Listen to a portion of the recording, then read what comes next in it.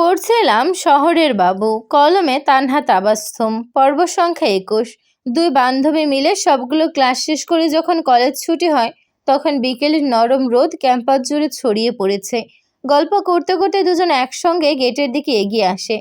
হঠাৎ সামনে তাকিয়ে রিমেশা যেন স্থির হয়ে যায়। মুহূর্তের মধ্যে বুকের ভেতরটা কেঁপে ওঠে। আহিল নিজের গাড়ির সঙ্গে হেলান দিয়ে দাঁড়িয়ে আছে, চোখে সেই চেনা কঠিন দৃষ্টি, মুখে নির্লিপ্ত ভাব। এক সেকেন্ডের জন্য রিমিশার মনে হয় সে বুঝি ভুল দেখছে, কিন্তু না, এটাই বাস্তব। পাশ থেকে আশফা স্বাভাবিকভাবে বলে ওঠে, কিরে, তোকে নিতে আজ গাড়ি আসেনি? রিমিশা ঠোঁটের কোণে এক চিলতে তিক্ত হাসি এনে খুব আস্তে বলে, স্বয়ং জম এসে দাঁড়িয়ে আছে। কি বলছিস? আশফা ঠিক বুঝতে পারল না। ওদের কথার মাঝে আহিল এগিয়ে আসে, রিমিশার সামনে এসে দাঁড়িয়ে বিরক্ত গলায় বলে, কি হয়েছে? এত দেরি হলো কেন? আমি কতক্ষণ ধরে দাঁড়িয়ে আছি খেয়াল আছে? এইবার আশফার সব পরিষ্কার হয়ে যায়। চোখ বড় করে তাকিয়ে সে বুঝে নেয় এই লোকটাই রিমিশার স্বামী। সে দ্রুত নিজেকে সামলে নিয়ে ছোট করে সালাম দেয়, আসসালামু আলাইকুম ভাইয়া। তারপর আর এক মুহূর্ত দেরি না করে রিমিশাকে বাই বলে নিজেই গাড়িতে উঠে চলে যায়, যেন ইচ্ছে করে ওদের একটু স্পেস দিতে চায়। আহিল রিমিশার ব্যাগটা হাতে তুলে নেয়, চলো গাড়িতে উঠো, অনেক দেরি করেছ। রিমিশার চোখ মুখে একরাশ বিরক্তি জমে ওঠে। আমি আপনার সঙ্গে কোথাও যাব না, আমার ব্যাগ দিন, আমি ড্রাইভার আঙ্কেলের সঙ্গে যাব। আহিলের চোখ চিকচিক করে ওঠে, ড্রাইভার আসেনি, আমি তোমাকে নিতে এসেছি। চুপচাপ গাড়িতে ওঠো, না হলে কোলে করে তুলে দেব।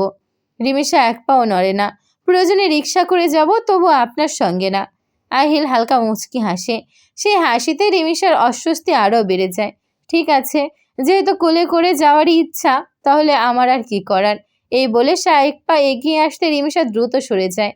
কি করছেন আপনি? রিমিশা চেঁচিয়ে ওঠে। আহিল শান্ত গলায় মুখে সেই হাসি রেখেই বলে, তোমার স্বপ্ন পূরণ করছি। এই মুহূর্তে রিমিশা বুঝে যায় আর এক মুহূর্ত দাঁড়ালে পরিস্থিতি আরও খারাপ হবে। দাঁতে দাঁত চেপে সে দ্রুত গাড়ির পেছনের সিটে উঠে বসে পড়ে। আহিল ব্যাগটা নিয়ে পেছনের সিটে রাখে, তারপর বিরক্ত দৃষ্টিতে তাকিয়ে বলে, পেছনে কেন বসেছ? সামনে বসো। রিমিশা জানালার দিকে মুখ ঘুরিয়ে নিয়ে বলে, গাড়িতে বসতে বলেছিলেন, বসেছি, এর বেশি কোনো কথা শুনবো না।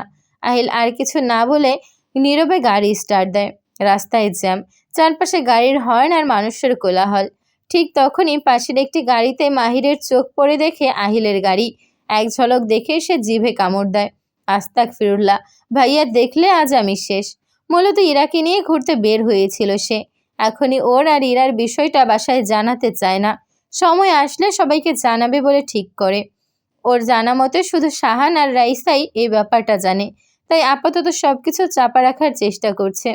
আহিল আয়নায় কয়েকবার রিমিশার দিকে তাকায়, কিন্তু দুজনের কেউই কথা বলে না। বাসায় পৌঁছতেই রিমিশা দ্রুত গাড়ি থেকে নেমে পড়ে, কোনো কথা না বলেই গটগট করে ভেতরে চলে যায়। আহিল কিছুক্ষণ তার চলে যাওয়ার দিকে তাকিয়ে থাকে, তারপর নিচু স্বরে বিড়বিড় করে বেশি পাত্তা দিলে তেলাপোকাও নিজেকে প্রজাপতি ভাবতে থাকে। গাড়ি পার্ক করে সেও বাড়ির ভেতরে ঢুকে পড়ে। সময় যেন চোখের পলকেই কেটে যায়। ইয়াসিনের বিয়ের তারিখ চলে আসে। আগামীকাল হলুদ আর আজ মেহেদি অনুষ্ঠান। আহিল সবাইকে জানিয়ে দেয়। হলুদের অনুষ্ঠানে পুরো পরিবার যাবে, কিন্তু ইয়াসিন কিছুতেই মানতে চায় না। তার জেদ, আজই সবাইকে মেহেদিতে যেতে হবে। অনেক কথার পর ঠিক হয় মেহেদিতে গিয়ে কিছুক্ষণ থেকে সবাই ফিরে আসবে। আহিল সন্ধ্যার পর সবাইকে তৈরি থাকতে বলে। আজ তার অফিসে যাওয়া হয়নি আর। জরুরি মিটিংটাও ওয়ালিদকে বলে ক্যান্সেল করে দেয়। রুমে খাটের উপর বসে ল্যাপটপে কাজ করছিল সে। ঠিক তখনই রিমিশা বারান্দা থেকে ঘরে আসে। আহিল না তাকিয়ে বলে, এক কাপ ব্ল্যাক কফি নিয়ে আসো। রিমিশা কোনো কথা না বলে কিচেনে যায়। কফি বানিয়ে সার্ভেন্টের হাতে দিয়ে বলে, ভাইয়ার রুমে দিয়ে এসো। কিছুক্ষণ পর সার্ভেন্ট কফি নিয়ে এলে আহিলের রাগটা যেন মাথায় উঠে যায়। যাকে কফি বানাতে বলেছি সে কোথায়? স্যার, ম্যাম আমাকে পাঠিয়েছে। কফিটা ফেরত নিয়ে যাও, আর ওকে বলো নিচে নতুন কফি বানিয়ে আনতে। যাওয়ার অনুমতি পেয়ে সার্ভেন্টটা যেন হাত ছেড়ে বাঁচে। মেয়েটাকে কফি হাতে নেমে আসতে দেখে রিমিশা বেশ অবাক হয়। আনমনে বলেও ঠিকই হয়েছে, সার্ভেন্টটা কফি নিয়ে ফিরে এসেছে কেন?